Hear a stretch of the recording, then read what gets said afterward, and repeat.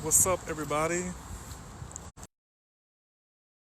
Taking a walk after the gym. Uh, there's this local park. I told you I live near the creek. A little tour of what it's like out here. Then I'm going to tell you why I, what some people say, or they say I gave up everything in the military to, can I walk this way?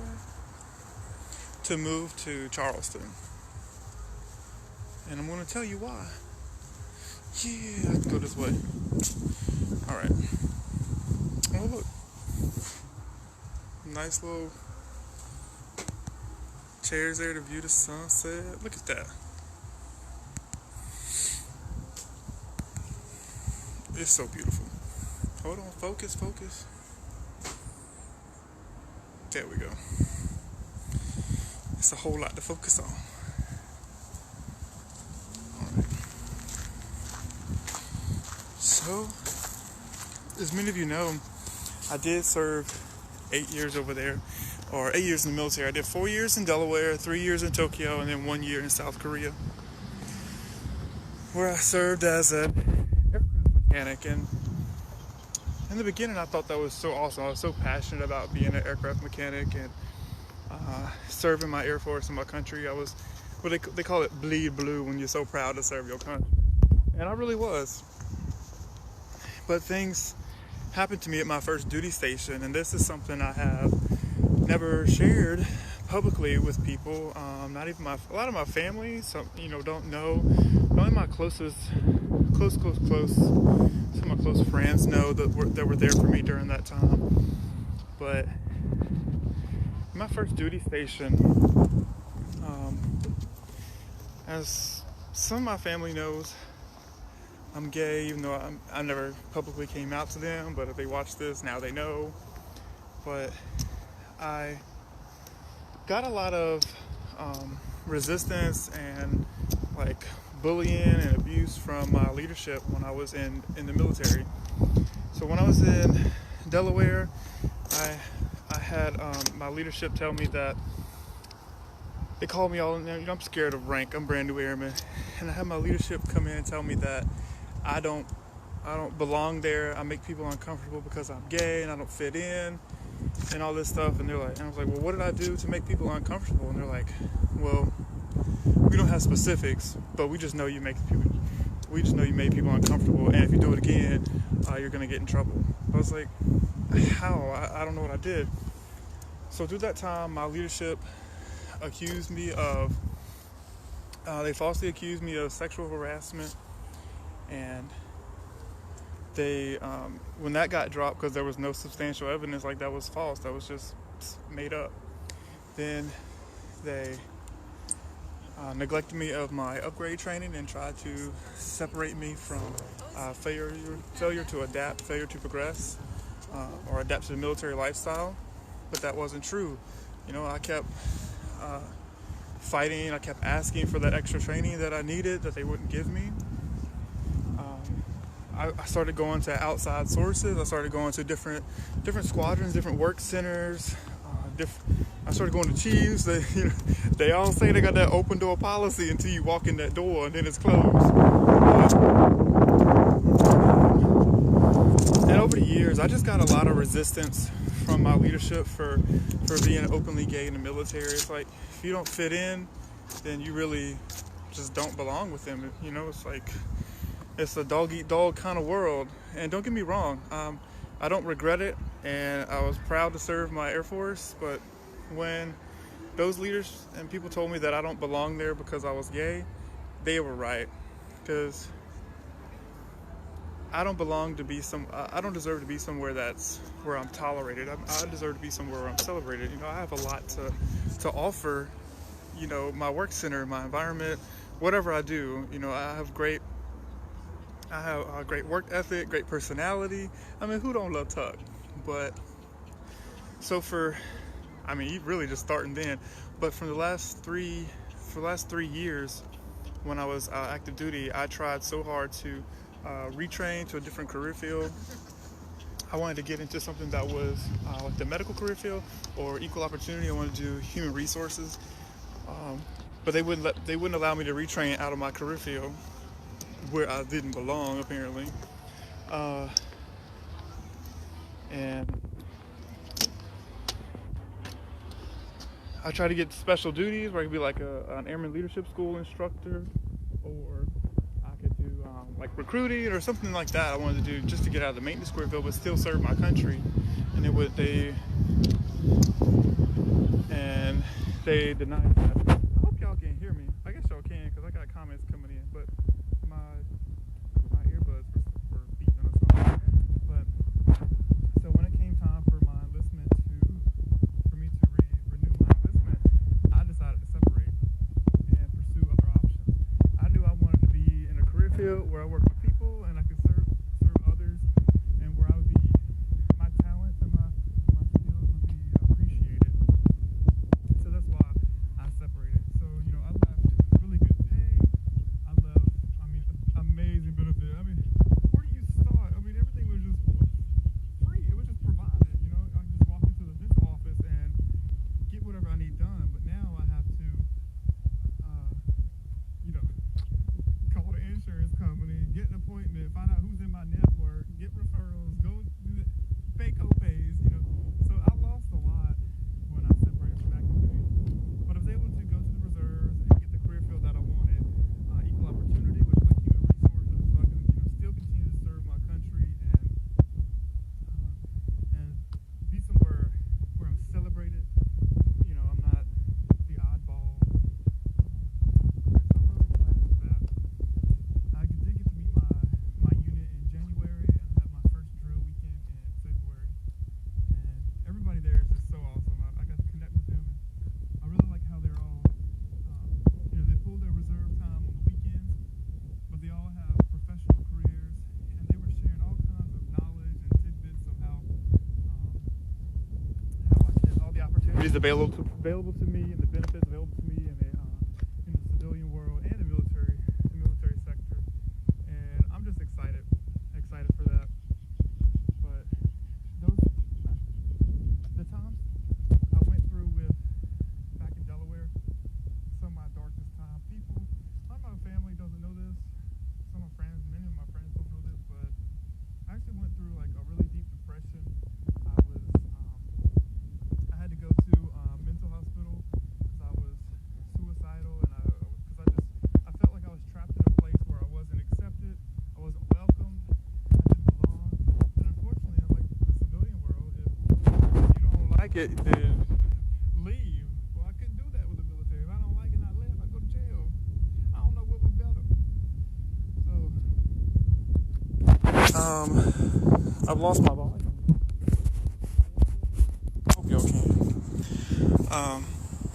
But yeah, it was really, my first few years in Delaware was tough because I would show up to work and we would have our mass roll call, and no one would assign me tasks, nobody would assign me work partners or to a team.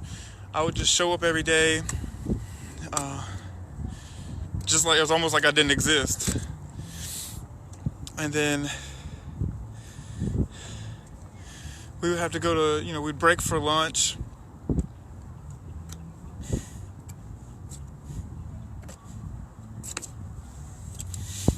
When we would break for lunch, everybody was going to different places to eat, different restaurants, and they would ask each other, where do you want to go? But nobody would ask Tuck, hey, you want to go out? What do you want to do?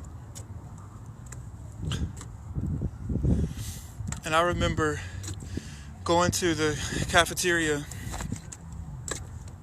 Old Base, for lunch, and I would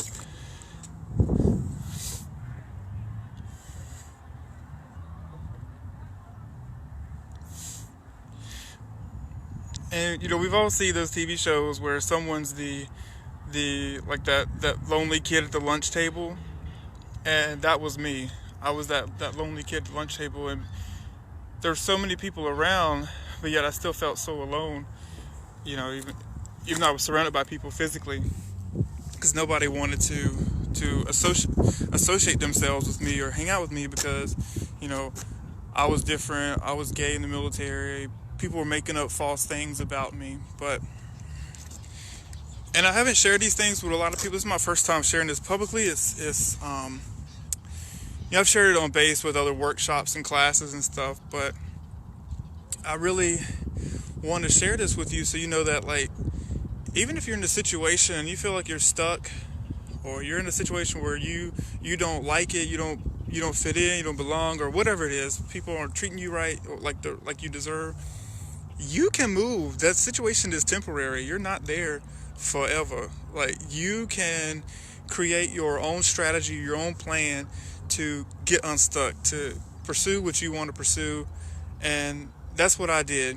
So starting in January 2000, 2017 or 18, I made a financial plan. I knew what I needed to do to separate. So I can go into this greater detail later, but I made a plan to pay off all my debt and save up 3 to 6 months of income, find a career, find a job in the civilian world, so that way when I exit, it's smooth. I can, even though I knew I was taking a job where it was severely underpaid,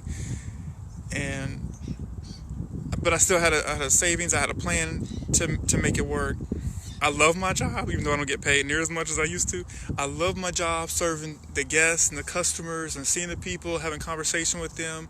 And it's nice to be appreciated. They appreciate my service, my kindness, my warmth. And that's what really matters, is to do something that you love and take control of your life. You don't have to. Too often people play the victim.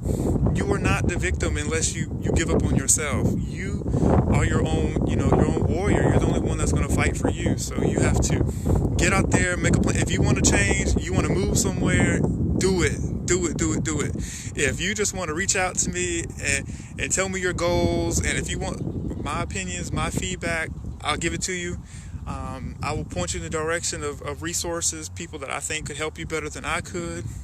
Yeah, I'll do that. In another video, another live, I'll probably share some of my takeaway, like some of my tips for separating from the military. So many people have asked me, what's it like to separate? How's the reserves? I want to get out. I want to do something different. Do it. Do it. You just have to jump. I love to listen to Steve Harvey, and I love when he says sometimes you just got to jump. And sometimes if you don't jump, God will push you out, and then you have to learn how to fly on the way down. So I don't know what it was. Just while I was in the gym today, I felt really inspired to share a little bit of that story. It's not, this is the Cliff Notes version, but I felt really inspired to share some of that story because I know someone out there is feeling how I felt. And it's so, what's the word? Help me, type the word I'm thinking of. I don't know, like reassuring, refreshing, great, wonderful, awesome to know that, like, I wanted to live in Charleston. On my dream sheet, when I took the short tour to Korea, the incentive to go to Korea is you get to choose your base of preference afterwards. So my thought was, well, if you're not going to let me change jobs, at least let me do the job I don't like in an area that I do love. I wanted Spain, Hawaii, or Charleston, and I didn't get any of that. They would give me California. I don't want to go to California. They got wildfires and shootings and all that. I don't want to go to California. So I declined that assignment, and I separated. I wanted to go to Charleston. Well, guess where I'm living at? I'm living in Charleston. Like, there's so much opportunity for me to grow. And even though I'm not where I want to be yet, I know I'm going to get there, and I'm enjoying the journey along the way. I'm enjoying meeting the people that I meet. I mean, I couldn't ask for a better team to work with at this hotel. My manager, the first job that I applied for, they interviewed me. Well, I applied for a bunch of jobs, but the first interview I had, they were very eager to have me on their team. I guess my resume, my military experience, my education, all this stuff really helped. They were eager to have me. They were patient and worked with me while I was relocating. They gave me the employee rate while I came down to stay at their hotel, while I scattered out the area, searched for apartments. They work around my military schedule, my reserve duty. It's just, I couldn't ask for a better experience. And when you start to change your mindset from the victim to the winner mindset, things start coming to play, falling into place for you, and you see things differently. You know, when you have that negative mindset, you can see everything that's wrong in the world. But when you have that positive mindset, other positive people are attracted to you. And just like the book I was reading the other day, Karma, the energy you put out into the world is the energy that you attract. And I strongly believe like that is why the things that happen to me in the life that things that are happening to me in my life right now are because of, you know, the energy that I put out, that positive mindset, how I pursue the things that I want. Since moving here, so many people have reached out to me from Indeed and LinkedIn, trying to recruit me to other hotels or do other careers, other jobs. I'm not leaving.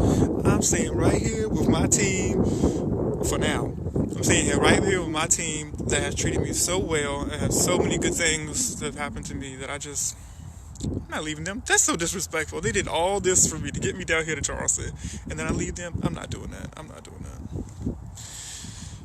Unless I need to. Things change, I will change. But so I hope y'all enjoyed this. Feel free to share it on your timeline if you think somebody else will benefit from this. I don't know how long I've been on here. I don't know. I don't have a timer on it, but yeah, I was just walking out here. It is so beautiful. I want to see if I can turn this around. Look at that.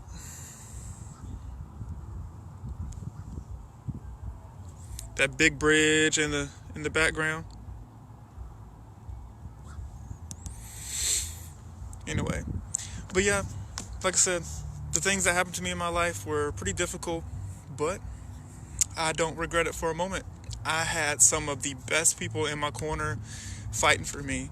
And in the military, we call it our board of directors. You have to create and define your board of directors. Who do you want in your circle? Who is lifting you up? Who is encouraging you? Who is coaching you? Who's cheering for you to move forward? You need to choose. If your circle is not cheering you on, you in a cage. You need to change your circle. Sometimes some people come into your life for a season, some people come in for a reason. So you gotta be smart enough to decipher who is who. But Teresa, I am working at a hotel down here in Charleston. It's right here behind me on that boats and stuff back there. Yeah, so I work down here in the hotel. So if y'all come to Charleston and you were looking to stay at a hotel, I can get you a really good rate. Come down and see me. If we're not sold out like we are today, we're sold out, booked. People calling me, "Hey, how much are you? What's your availability tonight?" Zero. We have nothing. We have nothing available. Not even a parking spot. But yes, thank you all so much. I hope this inspired y'all to know what it was. Something you were my round, yeah. So it just really inspired me. So I will be sharing more later on this week as I feel inspired. All right. Good night, everyone. I'm going to go meet some friends, have some dinner, and some people are down here from South Boston, so I'm going to go see them. South Boston is where I'm from in Virginia, by the way, if you didn't know. Bye.